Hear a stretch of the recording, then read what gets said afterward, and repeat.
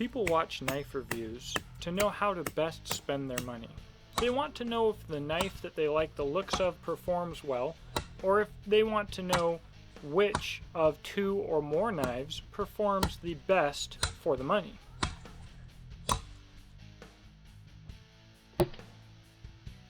You can watch countless videos like this, but if why the knives perform well or poorly is never explained to you, you never grow. In search of these truths, I often find people tell others that if they convex their edges, they will get better performance. What does this mean? Is it true? And is it simply a myth? Let's talk about it.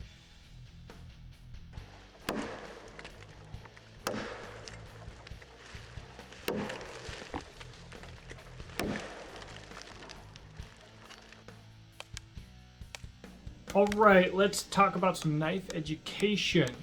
Convex edge performance is a myth, but maybe not the way that you're thinking. Let's talk about convex edges, what they are, how they can help your performance, and how they can be incredibly detrimental to your performance if you don't know what exactly you're looking at. Let's start off with terminology and jargon. This is the Scandinavia Protector 130 I'm going to use for an example here, and this bottom section of sharpened knife here is called the micro bevel. For the sake of this video, when we are talking about a convexed edge, we are going to be talking about a micro bevel here and convexing that edge. Now, your primary grind can also be a full convex. That does have a little bit to do with this video. I'll explain that in a moment, but it's not going to be the primary focus. You may have to forgive some other sounds that you may or may not hear in the house. Anyways, for your primary grind, that is not your micro bevel, we have four basic things that we're going to talk about today.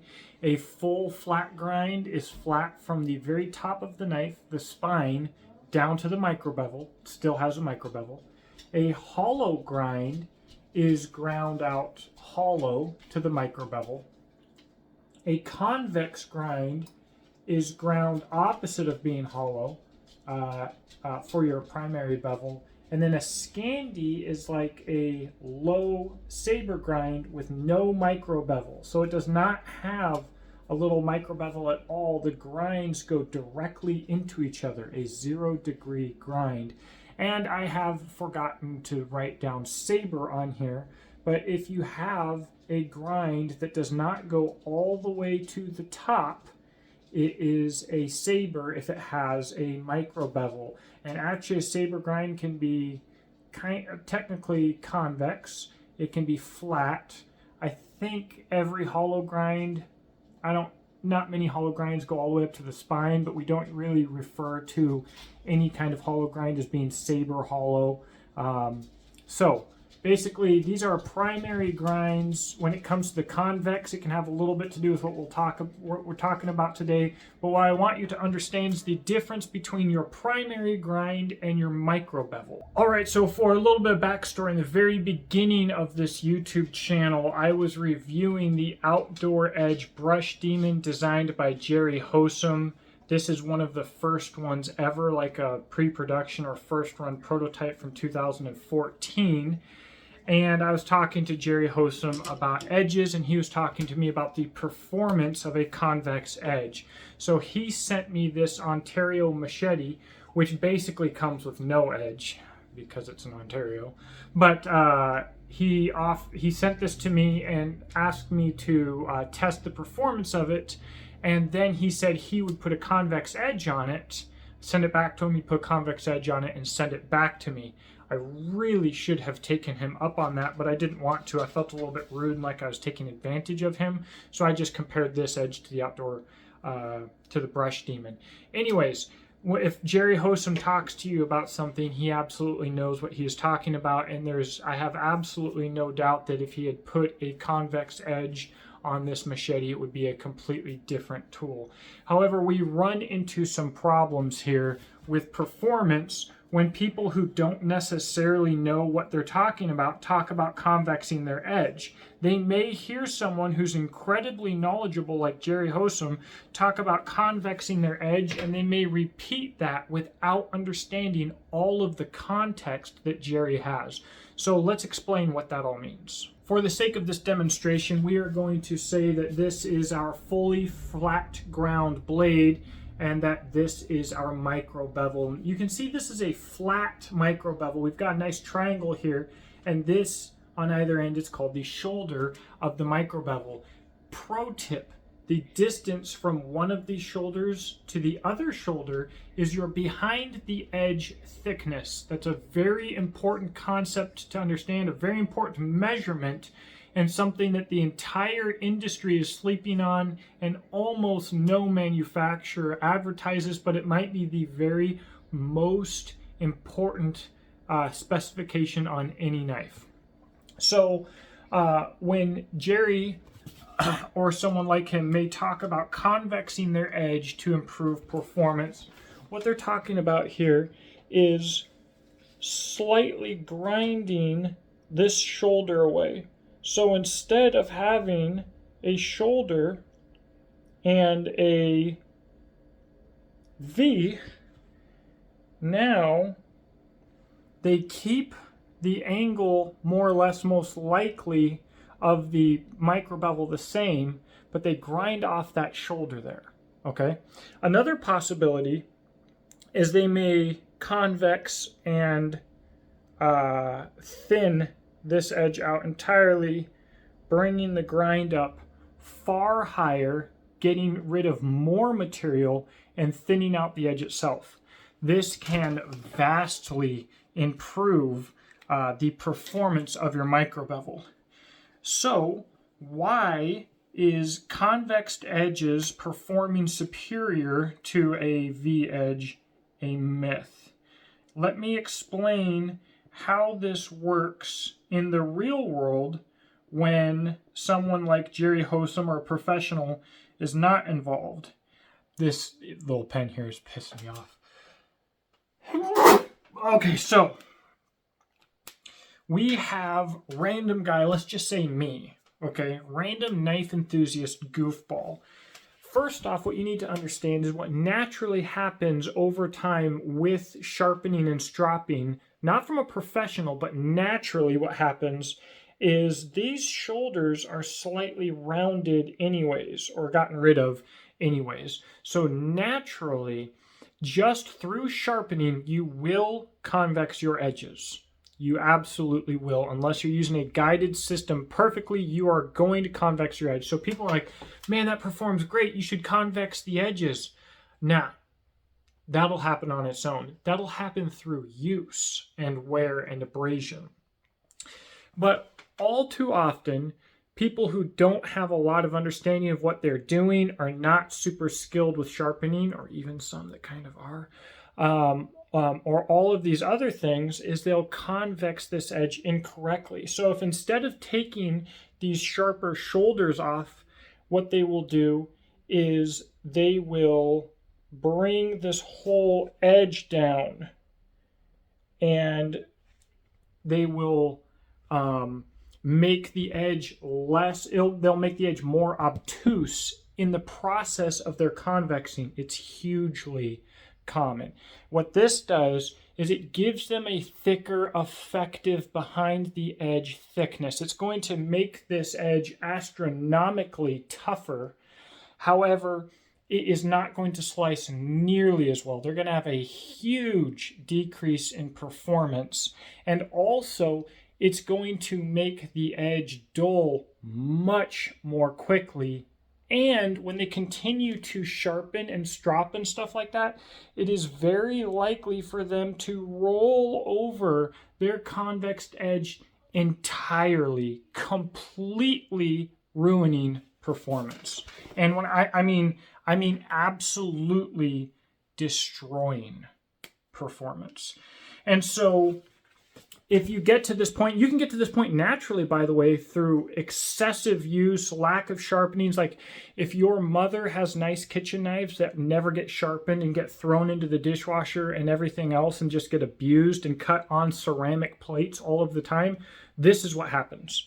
The only way to fix this is to regrind your edge, probably straight, and remove all that material again.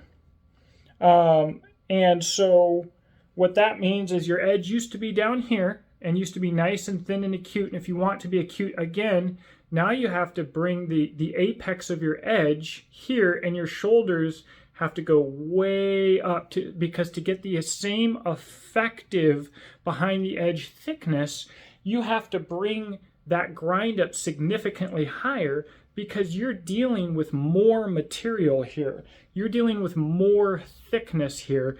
So to get the same amount of sliciness, you've got to bring the grinds up higher, which actually also reduces strength as compared to the original.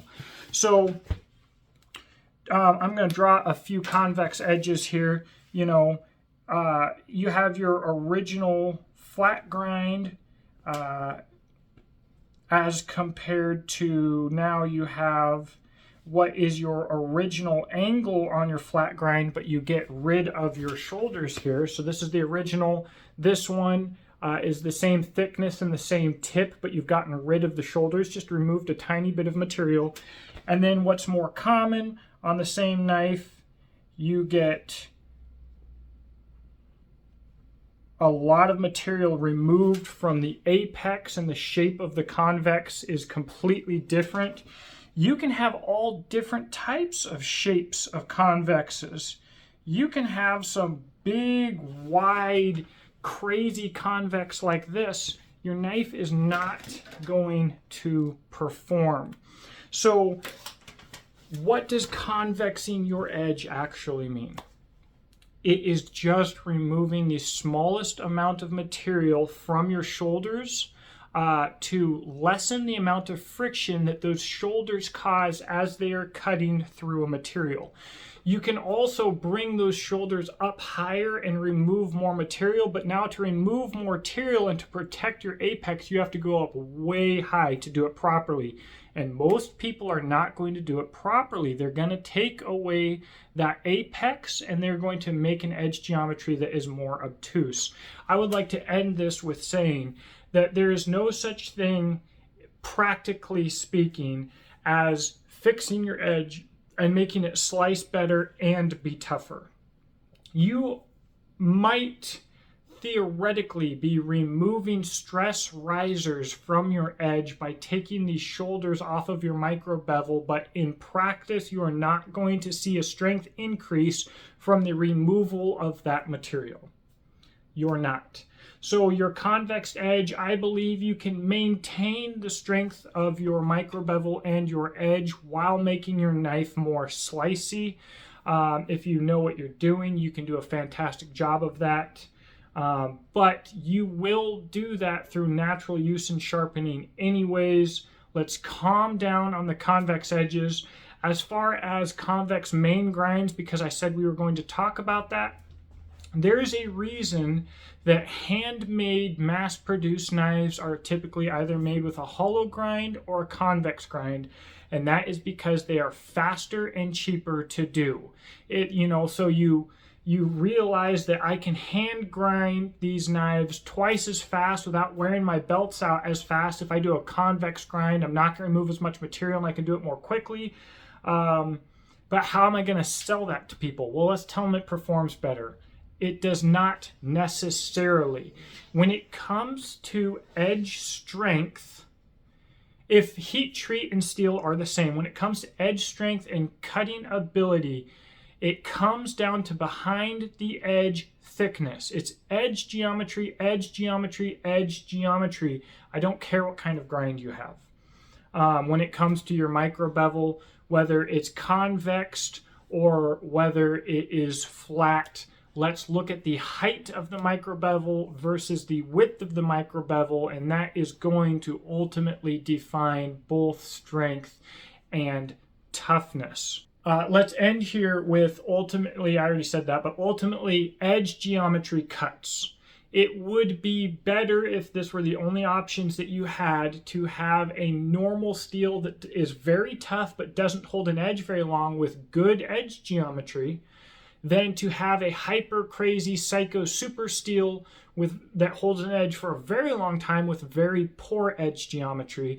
I found this out when testing the Hinderer pocket knife, and I also happened to have a cheap buck in my pocket, and I became so jaded with the Hinderer because it had a silly thick edge thickness with a steel that held an edge a very long time, but it's hard use, so we had to make that steel that is weak and holds an edge for a very long time have a thick edge thickness, or it wouldn't work out well, versus this little buck in 420HC with a light hollow grind and a very thin micro bevel. The buck outperformed the Hinderer every single time, even when it started losing its edge, and the Hinderer did not.